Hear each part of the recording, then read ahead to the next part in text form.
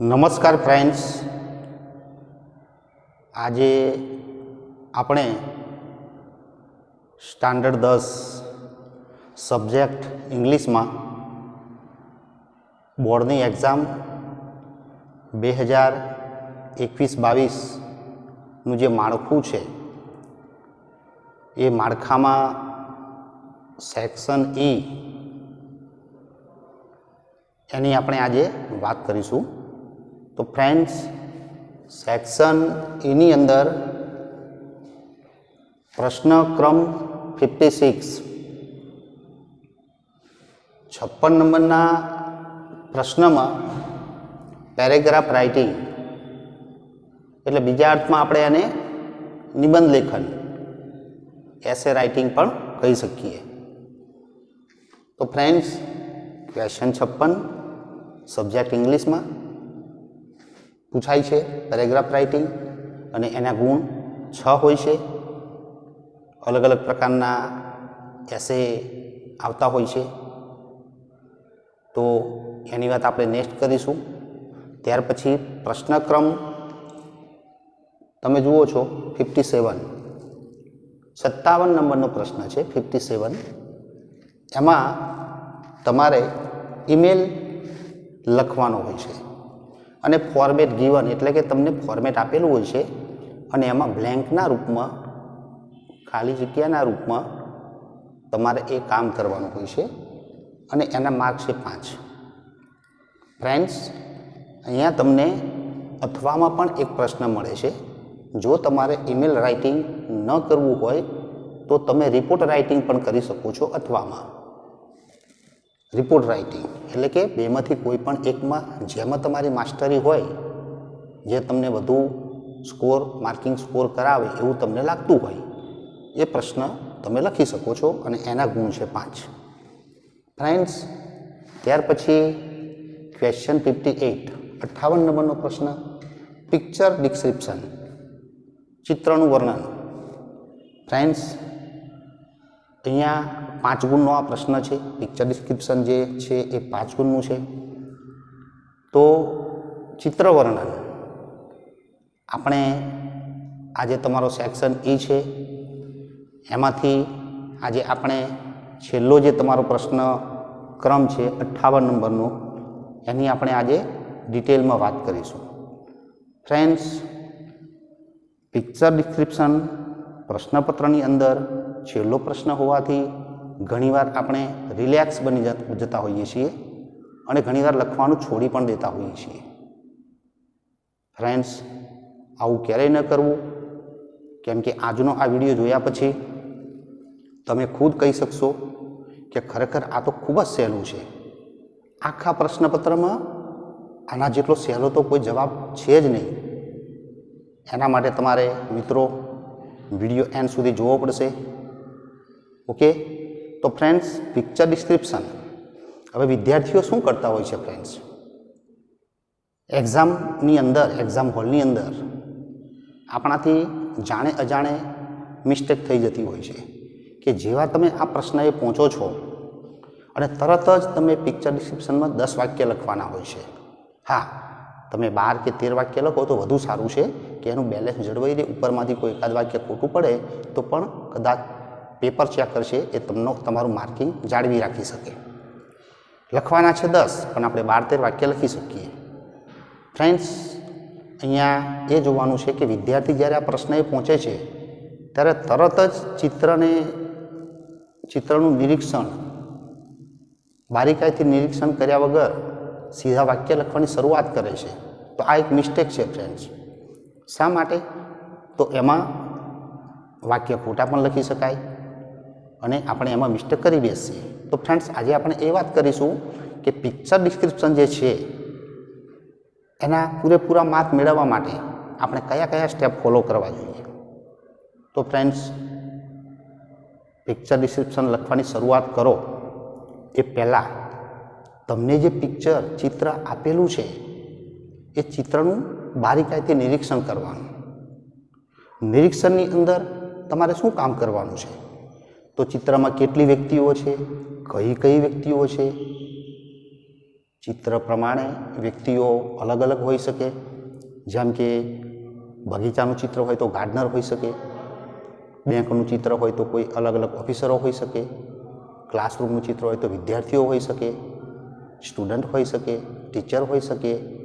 તો ચિત્રમાં કઈ કઈ વ્યક્તિઓ છે એ તમારે ધ્યાનથી નિરીક્ષણ કરવાનું છે. આ ઉપરાંત ચિત્રમાં કોઈ પક્ષી, કોઈ પ્રાણી કે કઈ કઈ વસ્તુઓ છે એનું પણ ધ્યાનથી નિરીક્ષણ કરવાનું છે. આ બધું લખતા પહેલાં કરવાનું છે ફ્રેન્ડ્સ. હું લખતો જઈશ અને વાક્ય લખતો જઈશ અને હું જોતો જઈશ તો એ તમારી મિસ્ટેક છે. તમે આખા ચિત્રને જોઈ લેશો ઓલ ઓવર તો તમને ઘણી હેલ્પ મળશે. તો વ્યક્તિઓ કેટલી છે, પક્ષીઓ હોય તો પક્ષીઓ કેટલા છે, પ્રાણીઓ હોય તો પ્રાણીઓ કેટલા છે, એની સંખ્યા પણ તમારે ધ્યાનમાં રાખવી જોઈએ. જેમ કે ક્લાસરૂમનું ચિત્ર હોય તો કદાચ 20 સ્ટુડન્ટ છે કે 25 સ્ટુડન્ટ છે, તો એ તમારે ધ્યાનમાં રાખવાનું છે. આકાશમાં પક્ષીઓ ઉડી રહ્યા હોય તો એ કાઉન્ટ થતા હોય તો એ પણ ગણી શકાય છે. બગીચામાં બાળકો રમી રહ્યા હોય તો બાળકો કેટલા છે, એમાં છોકરીઓ કેટલી છે, છોકરાઓ કેટલા છે, સ્ત્રીઓ કેટલી છે, પુરુષો કેટલા છે, તો આ ધ્યાનથી જોવાનું છે. આ ઉપરાંત ફ્રેન્ડ્સ, ચિત્રની અંદર તમારે જે કોઈ સજીવો હોય છે એ જે ક્રિયાઓ કરતા હોય છે એ ક્રિયાઓ પણ તમારે ધ્યાનથી જોવાની હોય છે. જેમ કે પક્ષી છે તો ઉડી રહ્યું છે, કોઈ માળી છે તો ફૂલ છોડને પાણી પાઈ રહ્યો છે, કોઈ છોકરી પાકની અંદર છે દોરડી કૂદી રહી છે, તો એ જે ક્રિયાઓ કરે છે, ટીચર છે તો ભણાવી રહ્યા છે. ઓકે ફ્રેન્ડ્સ, તો એની ક્રિયાઓ તમારે ધ્યાનમાં રાખવાની છે કે કઈ વ્યક્તિ અથવા કયું સજીવ કઈ ક્રિયા કરે છે, આ તમારે જોવાનું છે. આ ઉપરાંત ફ્રેન્ડ્સ, ઘણી વખત વસ્તુ, વ્યક્તિ, સજીવ, નિર્જીવ ક્યાં છે, જેમ કે ઘડિયાળ હોય તો ઘડિયાળ હોય તો દિવાલ પર હોઈ શકે છે. ઓકે ફ્રેન્ડ્સ, કૂવાની નજીક ઘર હોઈ શકે છે, તો એ વસ્તુ ક્યાં છે એ પણ આપણે જોવાનું છે. હવે આપણે પિક્ચર ડિસ્ક્રિપ્શનના ફર્સ્ટ વાક્ય લખવાની શરૂઆત કરી શકીએ. ફ્રેન્ડ્સ, અહીંયા જુઓ છો કે સૌથી પહેલું વાક્ય ઓલ ઓવર ચિત્ર તમે જોઈ લો પછી તમને ખ્યાલ આવી જાય. આ વાક્ય તમે ત્યારે જ લખી શકશો કે તમે સૌપ્રથમ ચિત્રનું બારીકાઈથી અવલોકન કર્યું હશે. ફ્રેન્ડ્સ, ઓલ ઓવરનો મતલબ શું છે કે એ ચિત્ર માટે ખાસ એક શબ્દ આપણે ફાઇનલ કરવાનો છે પહેલું વાક્ય લખવા માટે. જેમ કે ચિત્ર શેના વિશે છે તે દર્શાવતું વાક્ય.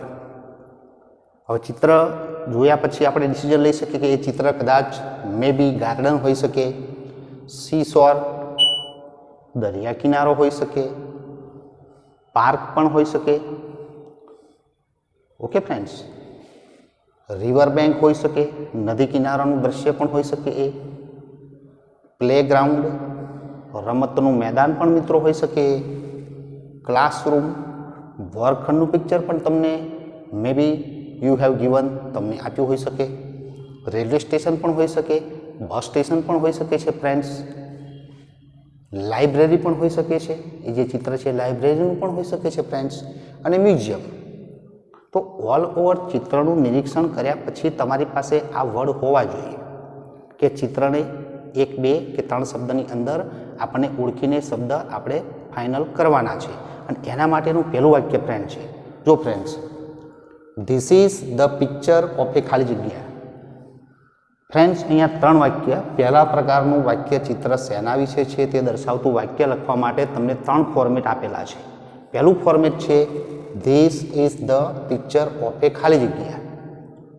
ફોર એક્ઝામ્પલ, તમને એમ થાય, તમને ખ્યાલ આવી જાય કે આ તો નદી કિનારાનું ચિત્ર છે, તો તમે this is the picture of a કરીને અહીંયા રિવર બેંક તમે લખી શકો. વાક્ય શું બનશે? This is the picture of a river bank. આ એક ફોર્મેટ છે.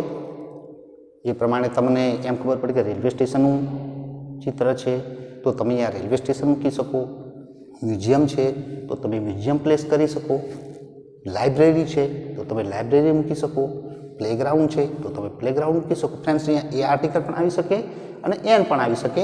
એ તો આપણે જે શબ્દ મૂકવાના છીએ એના પહેલા વર્ડને ધ્યાનમાં રાખીને એ અથવા એન મુકાય છે. એક આ ફોર્મેટ છે ફ્રેન્ડ્સ.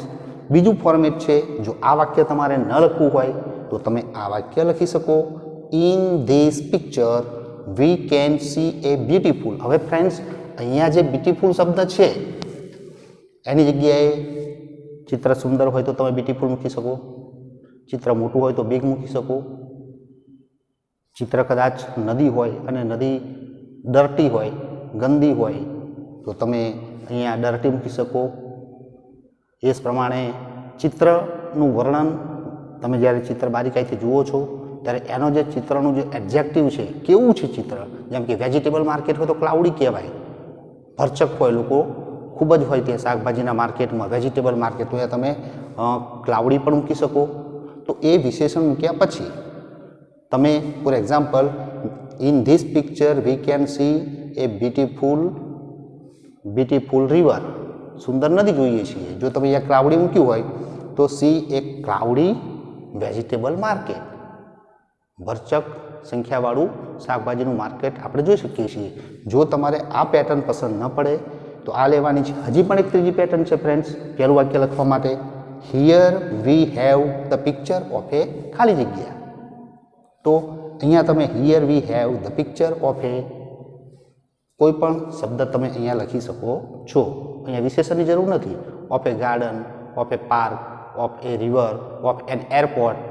ઓકે ફ્રેન્ડ્સ, હવે ધ્યાને રાખવાનું છે કે આ ત્રણમાંથી કોઈ પણ એક સેન્ટેન્સ પેટર્ન તમારે સમજવાની, ગોખી નાખવાની, તમારે જે કરવું હોય છૂટ છે. પણ કોઈ પણ પ્રકારનું પિક્ચર ડિસ્ક્રિપ્શન પૂછાય, ચિત્ર કોઈ પણ હોય ફ્રેન્ડ્સ, કોઈ પણ XYZ બોર્ડની એક્ઝામમાં, તો તમારે પહેલું સેન્ટેન્સનું ફોર્મેટ આ જ રહેશે. આ ત્રણમાંથી કોઈ પણ એક વાક્ય તમારે મનમાં રાખી જ દેવાનું અને એ લખી દેવાનું છે કે this is the picture of એ.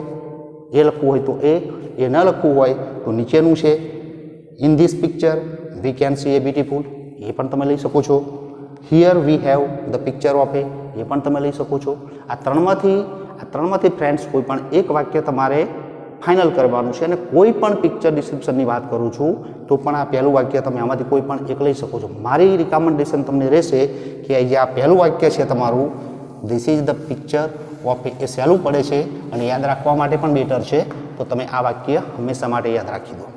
તો આ વાક્ય તમારું પહેલું રેડી થયું ફ્રેન્ડ્સ. તો બીજું વાક્ય કેવી રીતના લખાય તેની આપણે વાત કરીશું. ફ્રેન્ડ્સ, ચિત્રમાં કોણ છે અને ચિત્રમાં શું છે તે દર્શાવતું તમારું આ બીજું વાક્ય. ફ્રેન્ડ્સ, તમે અહીંયા જોશો કે ચિત્ર પ્રમાણે આપણે જ્યારે બારીકાઈથી ચિત્ર જોયું ત્યારે કોઈ ગાર્ડનનું ચિત્ર હોય તો માળી હોઈ શકે છે, ક્લાસરૂમનું ચિત્ર હોય તો વિદ્યાર્થીઓ હોઈ શકે છે, ટીચર હોઈ શકે છે, ક્લાસરૂમની અંદર ડસ્ટર પણ હોઈ શકે છે, ટેબલ પર બુક પણ હોઈ શકે છે, દિવાલ ઉપર કોઈ ક્લોક, વોલ ક્લોક પણ હોઈ શકે છે, ફ્લાવર વાસ પણ હોઈ શકે છે. ઓકે, અને જો આપણા કોઈ રૂમનું ચિત્ર હોય, બેઠક રૂમનું, બેઠક ખંડનું, તો એની અંદર બેડ હોઈ શકે છે, ટીવી હોઈ શકે છે. તો ચિત્રની અંદર ફ્રેન્ડ્સ કોણ છે અને શું છે તે દર્શાવતું વાક્ય. હવે એને લખવા માટે અહીંયા આપણે પેટર્ન જોઈશું ફ્રેન્ડ્સ. તો ધેર આર, જો ફ્રેન્ડ્સ અહીંયા ધેર આર અને ધેર ઇઝ બે પેટર્ન છે. બંનેમાંથી કોઈ બે ત્રણ વાક્ય તમે લખી શકો છો. તો ધેર આર પછી સંખ્યા. હવે ચિત્ર તમે જોયું તો એમાં ધારો કે પુરુષોની સંખ્યા અથવા બાળકોની સંખ્યા, ફોર એક્ઝામ્પલ આપણે વર્ગખંડનું ચિત્ર આવ્યું છે તો એમાં 20 સ્ટુડન્ટ વર્ગખંડની અંદર બેઠા હોય, ટીચર ભણાવી રહ્યા હોય એટલે 20 સ્ટુડન્ટ બેઠા છે. તો અહીંયા આપણે ધેર આર મૂકીશું, કેમ કે બહુવચનનું વાક્ય બની ગયું. ધેર આર પછી સંખ્યા મૂકીશું 20, એટલે અહીંયા 20 આવશે. 20 નામ એટલે અહીંયા સ્ટુડન્ટ્સ, એ એક પ્રકારનું નામ જ કહેવાય, નાઉન કહેવાય. તો there are 20 students in this picture. આ ચિત્રમાં 20 વિદ્યાર્થીઓ છે. જો ફ્રેન્ડ્સ અહીંયા જે મોટી જે વસ્તુઓ છે જે ગણી શકાય છે, જે વધારે હોય તો તમારે અહીંયા સંખ્યા દર્શાવવાની. ઘણીવાર વસ્તુઓ એવી પણ હોય કે જે ગણી ન શકાય. ફોર એક્ઝામ્પલ ઘણા બધા વૃક્ષો હોય તો તમે શું બનાવી શકશો?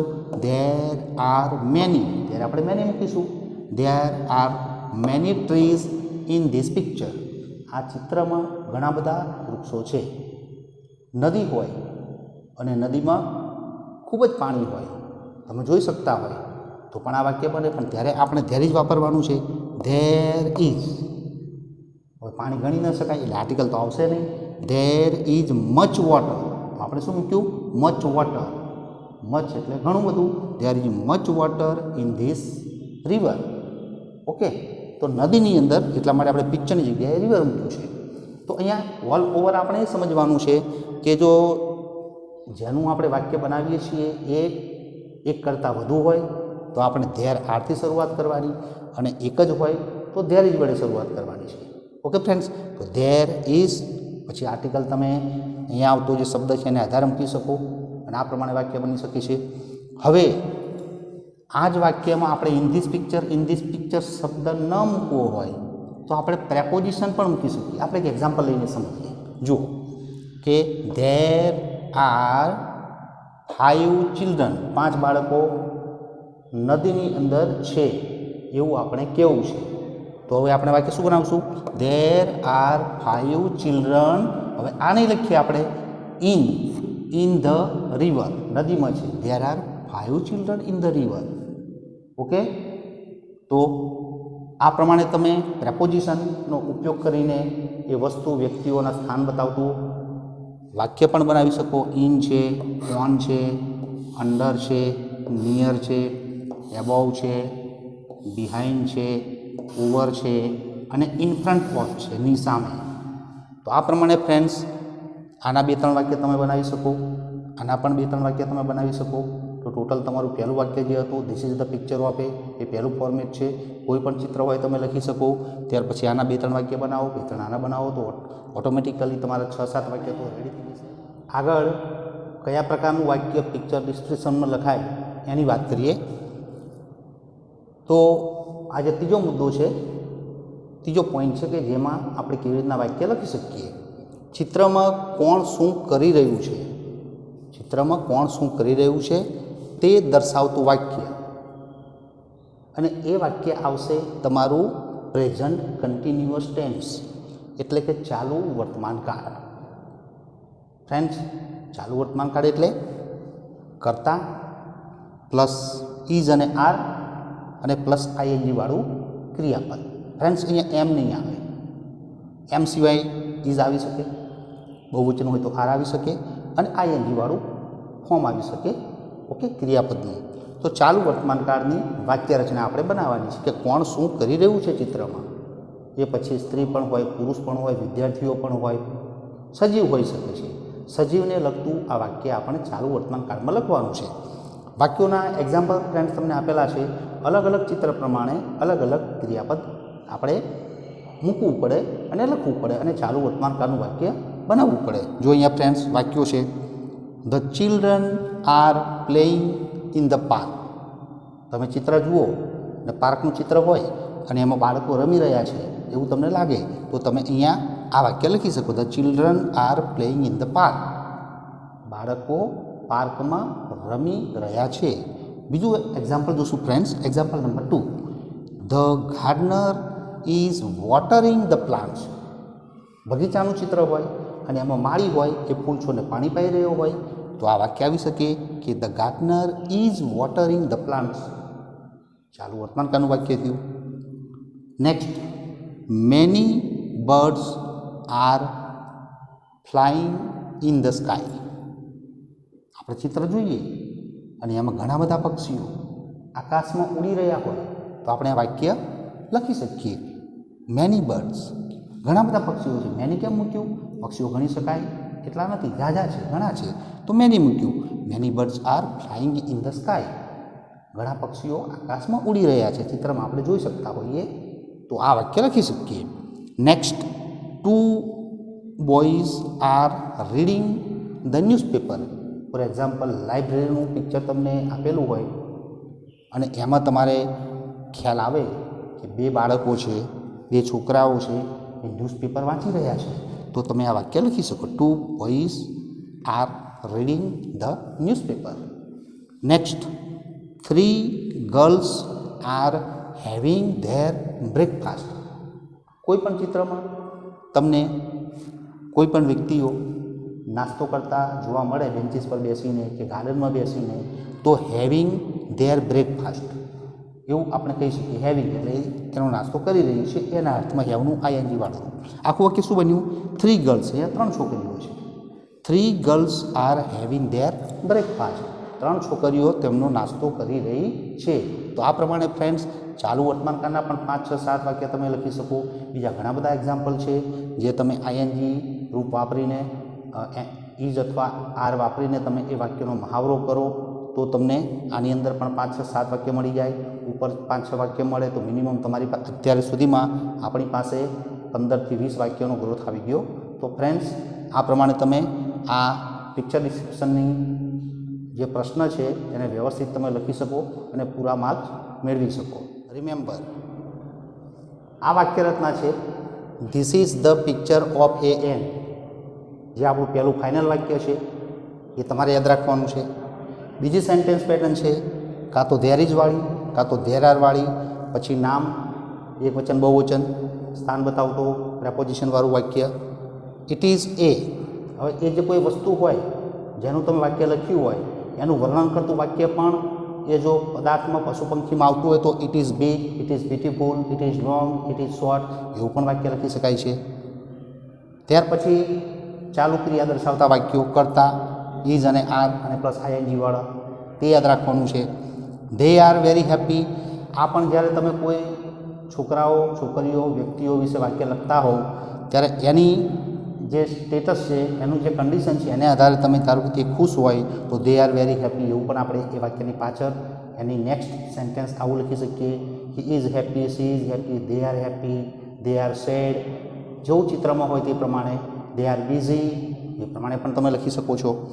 પછી રિયલી ઇટ ઇઝ એ, હવે આ વાક્ય છે really it is a nice picture. જો તમને ચિત્ર ગમ્યું હોય તો નાઇસ, પણ દરેક વખતે નાઇસ આવે જરૂરી નથી. નદી હોય અને નદી ગંદી હોય તો really it is a bad picture, it is a dirty picture, it is a crowdy place. આ પ્રમાણે તમે અલગ અલગ શબ્દોનો ઉપયોગ અહીંયા કરી શકો છો. તમને જો એ ચિત્ર ગમ્યું હોય તો તમે આઈ લાઇક ધીસ પિક્ચર એમ લખી શકો, અથવા આઈ ડોન્ટ, જો તમને ન ગમ્યું હોય તો I don't like this picture. Friends, તો આ પ્રમાણે આજે આપણે આ પિક્ચર ડિસ્ક્રિપ્શનની વાત કરી. જો આ પેટર્ન પ્રમાણે તમે તૈયારી કરશો તો હું તમને મિત્રો ગેરંટી આપું છું કે આમાં તમારા પૂરેપૂરા માર્ક્સ આવશે. 2, 4, 5 પિક્ચર લઈ અને આ પ્રમાણે તમે તમારી નોટબુક્સની અંદર લખવા માટે પ્રયત્ન કરો. ઓકે ફ્રેન્ડ્સ, અને મહેનત કરો. Best of luck for this question. ચિત્રમાં અસ્પષ્ટતા હોય તો એનો અર્થ શું કે ઘણીવાર ચિત્રની અંદર આપણને ખબર ન પડે કે કોઈ ચિત્રમાં એક્ઝેક્ટલી એ વસ્તુ શું છે.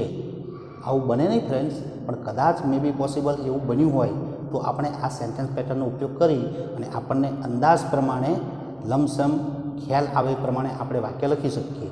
ચિત્રમાં ધારો કે ટેબલ હોય, ટેબલ પર ડસ્ટર પડ્યું હોય તો આપણને ખ્યાલ ના આવે કે ડસ્ટર છે કે બુક છે. તો એક્ઝેક્ટલી આપણને ખ્યાલ ના આવે ત્યારે આ વાક્ય રચનાનો આપણે ઉપયોગ કરી શકીએ છીએ. અહીંયા તમે જુઓ છો એવી વાક્ય રચનાઓ લખવા માટે it looks like A, it looks like A duster, it looks like A book. Okay friends, કોઈ પક્ષી હોય તો આપણને ખ્યાલ ના આવતો કે ખરેખર પક્ષી છે કે શું છે, તો આપણે ત્યારે શું લખી શકીએ? It might be a bird, એ પક્ષી હોઈ શકે. It might be a dog, એ કદાચ કૂતરો પણ હોઈ શકે. તો આ ઇટ માઇટ બી એ અથવા ઇટ લુક્સ લાઇક એ, આ ઉપરાંત it may be A fan, એ પંખો હોઈ શકે.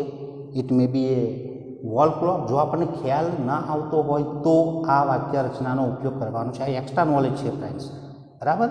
કોઈ વાર ચિત્રમાં કદાચ એવો ખ્યાલ ના આવતો હોય ત્યારે તમે આ વાક્ય રચનાનો ઉપયોગ કરી શકો છો.